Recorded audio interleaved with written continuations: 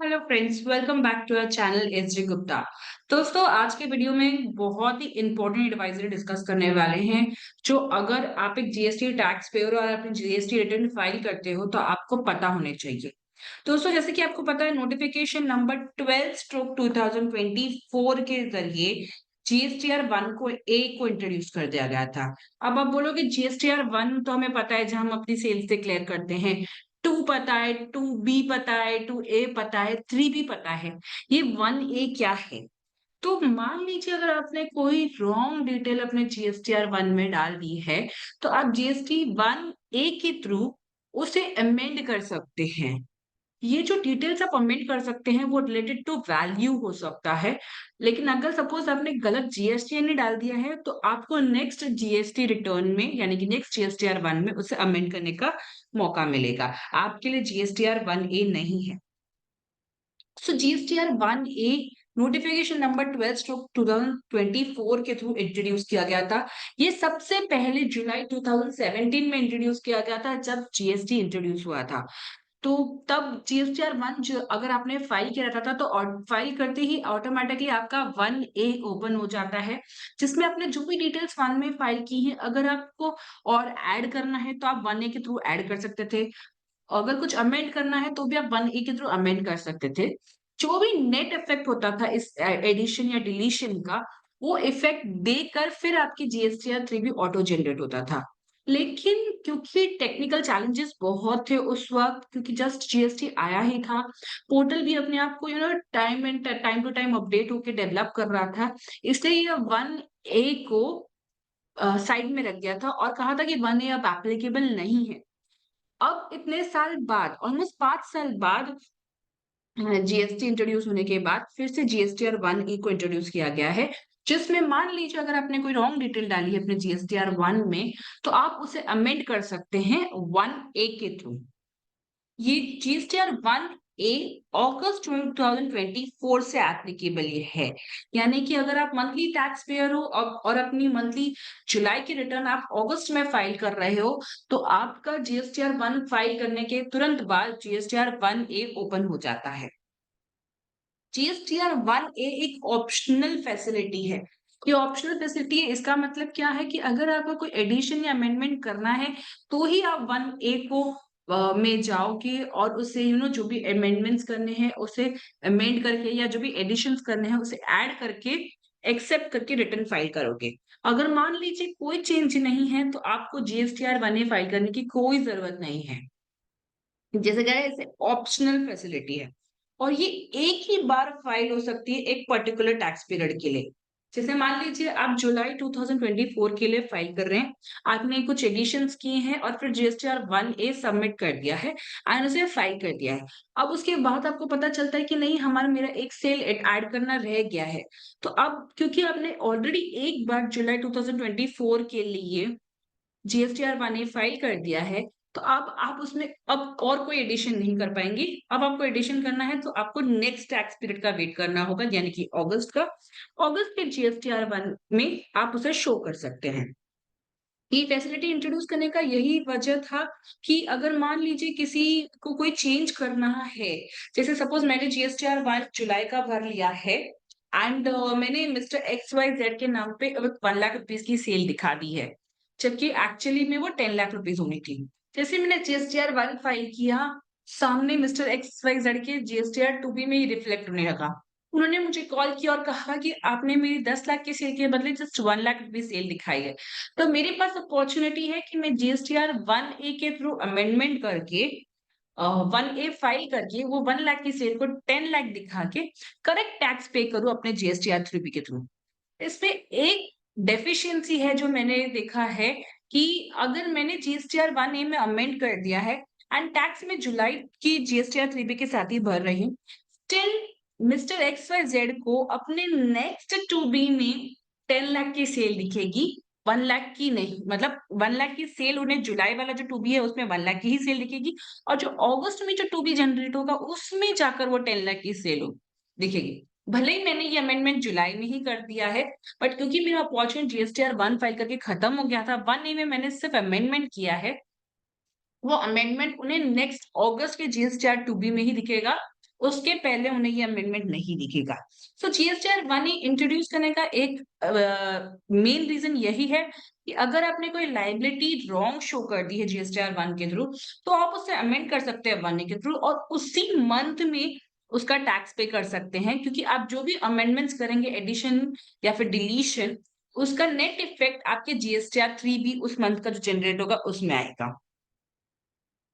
यहाँ पर एक ये भी चीज़ ध्यान देनी है कि अगर मान लीजिए आपने जीएसटीआर 1 फाइल करते तुरंत जीएसटीआर 3 भी फाइल कर दिया और फिर आपको रियलाइज़ होता है कि आपको कोई चेंज करना था, तो वो चेंज अब आप जीएसटीआर 1 ए में नहीं कर सकते हैं, क्योंकि जो 1 ए में जो लायबिलिटी जनरेट होनी थी, वो इफेक्ट आपके जीएसटीआर 3 बी में आता था। अब अगर जीएसटीआर 3 बी उस पीरियड को ऑलरेडी फाइल हो चुका है, तो अब 1 ए फाइल करके कुछ फायदा नहीं है।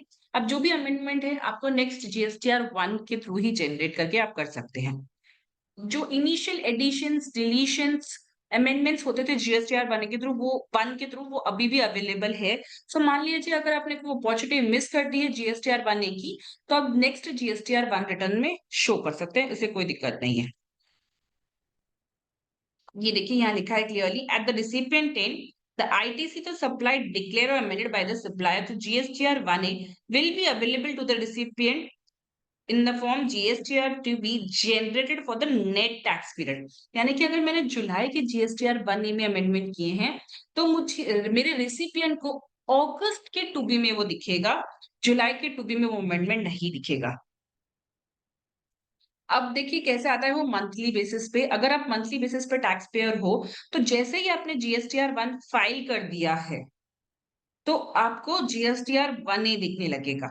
तो यहाँ देखिए कब ये अवेलेबल लिखा है, form GSTR 1 A will be available on the portal every month from the due date of filing of GSTR 1 और the actual date of filing of GSTR 1 whichever is later. तो यहाँ पर आपका जो ड्यू डेट है, मान लीजिए आप मंथली टैक्स पेयर है, तो आपके लिए 11th हो जाता है ड्यू डेट। तो अगर आपने अपनी जीएसटीआर 1 रिटर्न 7th को फाइल कर दी है, तो भी आपका जीएसटीआर 1 ए 11th के बाद ही अवेलेबल होगा, क्योंकि 11th ड्यू डेट है for filing of monthly GSTR 1।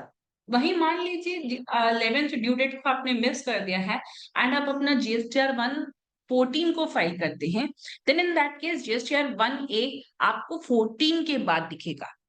तो 1 ए के लिए कब आपका 1 ए एक्टिवेट होता है, due date of filing of GSTR 1 और actual filing whichever is later, उसके बाद से आपको जीएसटीआर 1 ए अवेलेबल होगा पोर्टल पे। और वो कब तक अवेलेबल होगा, till the actual filing of corresponding form GSTR 3 B of the same tax period. And जैसे कि अगर आप जुलाई के लिए कर रहे हैं मान लीजिए, तो जब तक आप जुलाई का 3 बी फाइल नहीं करेंगे, आपका 1 ए ओपन रहेगा। अगर मान लीजिए आप ड्यू डेट तक कर देते हैं, यानी कि जैसे 20 तारीख तक कर देते हैं, तो जैसे ही आपने जीएसटीआर 3 बी फाइल किया, आपका 1 ए का ये ऑप्शन क्लोज हो जाएगा। अब आप 1 ए में जाके कोई चेंज नहीं कर सकते। अगर मान लीजिए कोई चेंज करना है, तो आपको वो नेक्स्ट जीएसटीआर 1 में करना है। अगर मान लीजिए आप डेट मिस कर देते हैं ड्यू डेट को और जीएसटीआर 3 बी आपसे 30th को फाइल करते हैं, तो 30th तक आपका जीएसटीआर 1 ए ओपन रहेगा। जिस दिन आप जीएसटीआर 3 बी फाइल करोगे, उस दिन तक वो ऑप्शन आपके लिए वो पीरियड के लिए अवेलेबल रहेगा। From the liability perspective, the net impact of particulars declared or amended to GSTR 1 along with the particulars declared in GSTR 1 shall be auto-populated in GSTR 3B for the same tax period. जिस तरह से हम अभी GSTR 1 भरते हैं and वो liability auto populate होकर GSTR 3 B में आती है, उसी तरह से जो भी आप चेंजेस करेंगे एडिशन या डिलीशन 1 ए के में, वो नेट इफेक्ट देके, यानी कि अगर जीएसटीआर 1 की मेरी 100 लाइबिलिटी आती है एंड मैंने 1 ए में जो लाइबिलिटी को कम करके कर दिया है, से मैंने लेस 20 कर दिया है, तो नेट इफेक्ट 80 मेरे जीएसटीआर 3 बी में दिखेगा। वहीं मान लीजिए मैंने कोई एडिशन किए हैं 1 ए में से मैंने 20 रुपीज का और एडिशन कर दिया है, तो नेट लाइबिलिटी यानी कि 120 रुपीज मेरे जीएसटीआर 3 बी में दिखेगी। ये था मंथली के लिए। अगर मान लीजिए आप क्वार्टरली बेसिस पे आते हैं, तो यही जो फॉर्म है वो क्वार्टरली बेसिस पे आपको अवेलेबल होगा, यानी कि आपका जब क्वार्टरली फाइलिंग जीएसटीआर 1 का ओपन होता है, जैसे क्वार्टरली फाइलर्स के लिए अब जीएसटीआर 1 सितंबर के बाद यानी कि जुलाई टू सितंबर का ओपन होगा अक्टूबर में, तो उनके लिए 1 ए तब ओपन होगा यानी कि अक्टूबर में ओपन होगा। अक्टूबर में जब वो जुलाई टू सितंबर का जीएसटीआर 1 फाइल करेंगे या फिर उसकी ड्यू डेट है, व्हिच एवर इज लेटर, उसके बाद आपको जीएसटीआर 1 ए मिलेगा। यानी कि मान लीजिए जुलाई टू सितंबर का आपके लिए ड्यू डेट है 13th of October. 13th of October और the date of actual filing of GSTR 1 for July to September, जो भी लेटर रहेगा उसके बाद आपका जीएसटीआर 1 ओपन होगा, 1 ए ओपन होगा। एंड वो तब तक ओपन होगा जब तक आपका जीएसटीआर 3 भी उस पीरियड के लिए फाइल नहीं होगा। तो सेम लाइक मंथली क्वार्टरली में भी वही चीजें हैं, बस आपका जो 1 ए है जो मंथली के लिए है वो एवरी मंथ ओपन होगा, और क्वार्टरली वालों के लिए वो एवरी क्वार्टर ओपन होगा। यहाँ पर एक चीज और क्लियर कर दी गई है कि अगर आप आईएफएफ फाइल करते हैं तो आईएफएफ के लिए कोई 1 ए नहीं है। सिर्फ जीएसटीआर 1 फाइल करने के बाद ही जीएसटीआर 1 ए ओपन होगा। अगर आप आईएफएफ फॉलो कर रहे हैं, यानी कि इनवॉइस फर्निशिंग फैसिलिटी के थ्रू जा रहे हैं, तो उसमें अगर कोई चेंज करना है तो आप नेक्स्ट आईएफएफ में ही कर सकते हैं। यानी कि कुछ अगर मिस कर दिया है तो आप नेक्स्ट आईएफएफ में दिखा सकते हैं, या फिर अपना नेट इफेक्ट आप जीएसटी 1 में दे सकते हैं। इसके लिए कोई जीएसटीआर 1 ए नहीं है।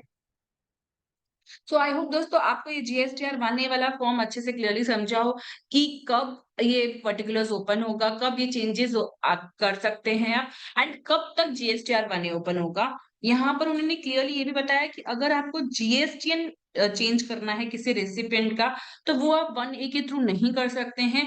उसके लिए आपको नेक्स्ट जीएसटीआर 1 का ही वेट करना होगा। हाँ, लेकिन अगर कोई अमेंडमेंट करना है, यानी कि कोई एडिशन करना है या फिर कोई डिलीशन करना है, अमेंडमेंट करना है इनवॉइस में, तो वो आप जीएसटीआर 1 ए के थ्रू कर सकते हैं। तो आई होप दोस्तों आपको ये वीडियो अच्छा लगा हो। अच्छा लगा हो तो इसे ज़्यादा से ज़्यादा लोगों के साथ शेयर कीजिए। अगर आपको हमारा वीडियो अच्छा लगा हो तो इसे लाइक कीजिए। और हाँ, हमारे चैनल को सब्सक्राइब करना नहीं भूलिएगा और ऐसे वीडियोज़ देखने के लिए। Thank you.